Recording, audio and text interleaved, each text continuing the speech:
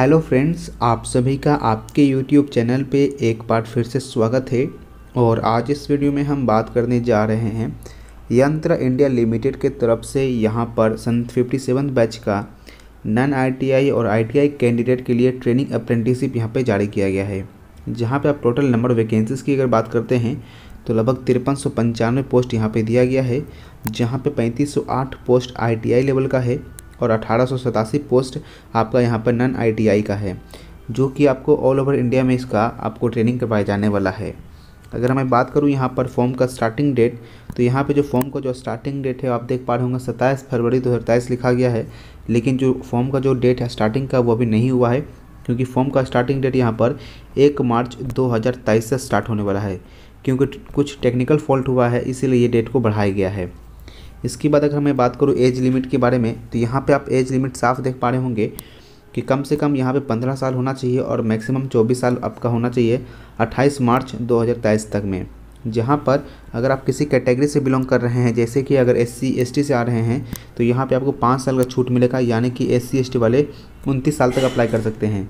वहीं पर OBC non creamy layer के बच्चे जो होंगे उनको यहाँ पे 3 साल का छूट मिलेगा, यानी कि वो लोग 27 साल तक अप्लाई कर सकते हैं। लेकिन अगर आप जनरल कैटेगरी से आ रहे हैं तो आपको 24 साल तक अप्लाई करने के लिए कहा जाएगा। अगर आप फिजिकली हैंडीकैप हैं और अगर आप जनरल कैटेगरी से बिलोंग कर रहे हैं तो आपको यहाँ पर 34 साल का उम्र यहाँ पे छूट दिया जाएगा। अगर आप फिजिकली हैंडीकैप हैं और OBC नॉन क्रीमी लेयर्स आते हैं तो आपको इसमें जो आपका 10 साल इसमें यानी कि 37 साल आपको यहाँ पे ऑनलाइन करने के लिए दिया जाएगा।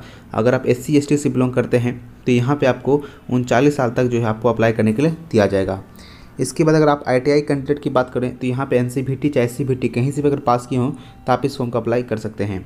अब यहाँ पे एसेंशियल क्वालिफिकेशन देखेंगे तो यहाँ पे साफ मेंशन किया गया है ITI के लिए और नॉन ITI दोनों के लिए, जहाँ पर आपका जो डेट है यहाँ पर 27 फरवरी 2023 तक में आपका जो है डिग्री या कुछ भी होगा ITI और नॉन ITI वो कंप्लीट होना चाहिए। अगर 27 फरवरी यानी कि अगर आप मान के चलते 28 फरवरी को या 1 मार्च को आपका यहाँ पर रिजल्ट जारी होता है तो आप इस फॉर्म का अप्लाई नहीं कर सकते हैं। अगर बात करते हैं ITI कैटेगरी के लिए तो क्वालिफिकेशन क्या होना चाहिए, तो कम से कम 10th पास आपके पास होना ज़रूरी है, और जिसमें कि 10th में आपका 50% मार्क्स रहना चाहिए। उसके बाद यहाँ पे 40% मार्क्स आपका मैथमेटिक्स और साइंस में हर एक सब्जेक्ट में होना चाहिए, यानी मैथ में आपका 40 नंबर होना चाहिए और साइंस के अंदर भी आपका 40 नंबर आपका होना चाहिए आपके मैट्रिक के एग्जामिनेशन के अंदर। उसी प्रकार से अगर यहाँ पे ITI कैटेगरी की बात करते हैं तो यहाँ पर लिखा गया है कि आपको एक रिलेवेंट ट्रेड टेस्ट यहाँ पे आपका होना चाहिए, यानी जिस फॉर्म के लिए अप्लाई कर रहे हैं उसमें आपका ITI होना जरूरी है, चाहे वो NCVT चाहे SCVT से मान्यता प्राप्त होना चाहिए, जिसमें कि लिखा हुआ है कि आपका ITI के अंदर कम से कम 50% मार्क्स जो है आपका होना ज़रूरी है।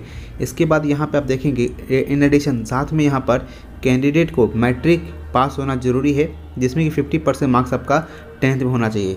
यानी अगर आप ITI से भर रहे हैं तो आपको 50% मार्क्स आपका मैट्रिक में और ITI दोनों में होना चाहिए। अगर आप नॉन ITI के लिए अप्लाई कर रहे हैं, सिर्फ मैट्रिक पास हैं आप अप्लाई कर रहे हैं, तो 50% मार्क्स होना चाहिए और 40% मार्क्स आपका मैथ और साइंस में होना चाहिए। अगर इन सभी क्राइटेरिया को पार करते हैं तभी आप इस फॉर्म का अप्लाई करेंगे। इसके बाद यहाँ पे वैकेंसी बढ़ाई भी जा सकती है और घटाई भी जा सकती है, और साथ में यहाँ पे ये भी मेंशन किया गया है कि आप सिर्फ यहाँ पे ओनली 1 एप्लीकेशन फॉर्म के अप्लाई कर सकते हैं और वो भी एक्सेप्ट होगा।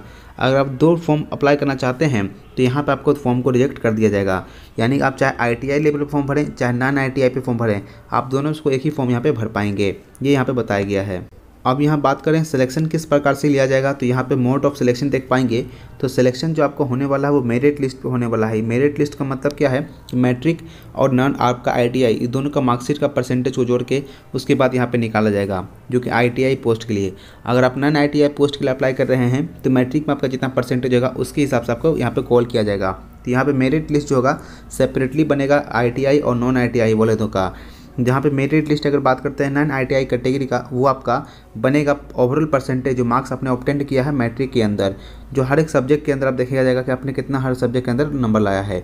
उसके बाद अगर आप नॉन ITI कैटेगरी की बात करते हैं तो यहाँ पे फैक्ट्री वाइज जो होगा एक मेरिट लिस्ट जारी किया जाएगा, यानी इसमें जितने भी आपके जो ऑर्डिनेंस फैक्ट्री के जितने भी डिपार्टमेंट है उसमें से आपका फिर आपका हर एक सेपरेट का यहाँ पर एक मेरिट लिस्ट जारी किया जाएगा, और उसमें देखा जाएगा कि आपका यहाँ पर आपका जो परसेंटेज है वो आया कि नहीं आया है। अगर किसी बच्चे का CGPA सिस्टम है तो उनको अपना जितना भी CGPA होगा 9.5 से मल्टीप्लाई करके जितना परसेंटेज आएगा वही आपका वहाँ पे परसेंटेज के साथ सिलेक्शन किया जाएगा। और यहाँ पे लिखा गया है जो मेरिट लिस्ट जो एक्स ITI यानी कि ITI बच्चे लोग होगा उनका कैसे बना जाएगा, तो मैट्रिक में सिंपल एवरेज निकाल लिया जाएगा। मैट्रिक और ITI का दोनों का एवरेज बना लिया जाएगा और एवरेज निकालने के बाद जिसका भी परसेंटेज ज़्यादा आएगा वहाँ से कट ऑफ बनना शुरू हो जाएगा। तो यानी कि आपका 10th और ITI दोनों के मार्कशीट का नंबर जोड़ के यहाँ पर ITI वाले बच्चों को यहाँ पर मेरिट लिस्ट बनेगा और वो भी आपका सेपरेट बोर्ड में सेपरेट का कैटेगरी बनेगा।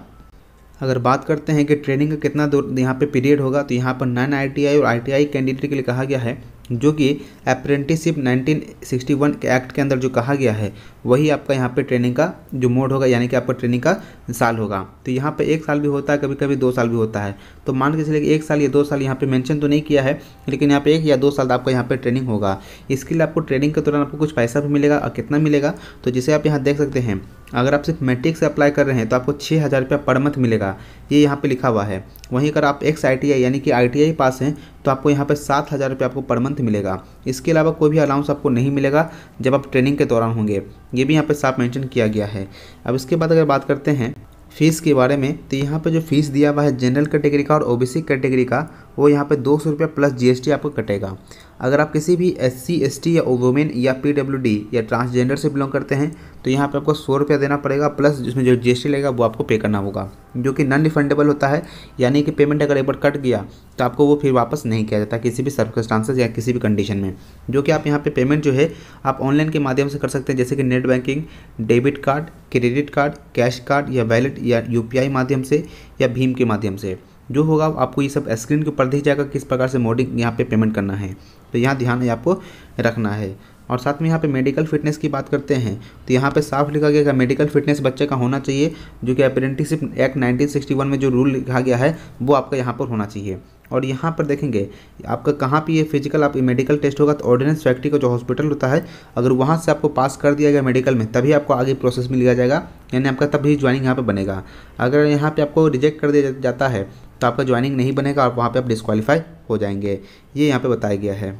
अब बात कर लेते हैं यहाँ पे कि यहाँ पर जितने भी स्टेट्स हैं भारत के अंदर, उन सभी यहाँ पर स्टेट वाइज यहाँ पे दिया गया है कि किस कैटेगरी में कितना सीट है, किस स्टेट में कितना सीट है।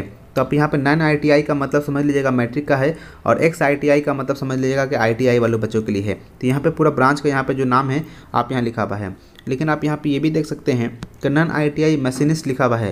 तो यहाँ पे जब नॉन ITI लिख दिया है मशीनिस्ट, तो यहाँ पे ज़रूरी नहीं है कि आपके पास मशीनिस्ट का यहाँ पर ट्रेड यानी कि ITI होना ज़रूरी है, ऐसे यहाँ पे कोई ज़रूरी नहीं है। लेकिन जहाँ पे एक्स ITI टर्नर लिख दिया है, फिटर लिख दिया है, तो यहाँ पर आपका ITI का सर्टिफिकेट होना ज़रूरी है। तो यहाँ पे पूरा कैटेगरी वाइज यहाँ पे जो सीट है आपका पूरा भारत के अंदर यहाँ देखने को आप मिल रहा है। तो टोटल यहाँ पे 5395 सीट यहाँ पे आप देखने को मिल रहा होगा। किस प्रकार से अपना फुल नोटिफिकेशन को देख के समझ सकते हैं और यहाँ पे फॉर्म का अप्लाई कर सकते हैं। आशा करता हूँ ये वीडियो आपके लिए लाभदायक साबित हुआ होगा। अगर वीडियो अच्छा लगा हो तो प्लीज़ वीडियो को लाइक कर दीजिए, वीडियो को शेयर कर दीजिए और चैनल को सब्सक्राइब कर दीजिएगा। मिलेंगे जल्दी नेक्स्ट वीडियो में। Thank you for watching this video.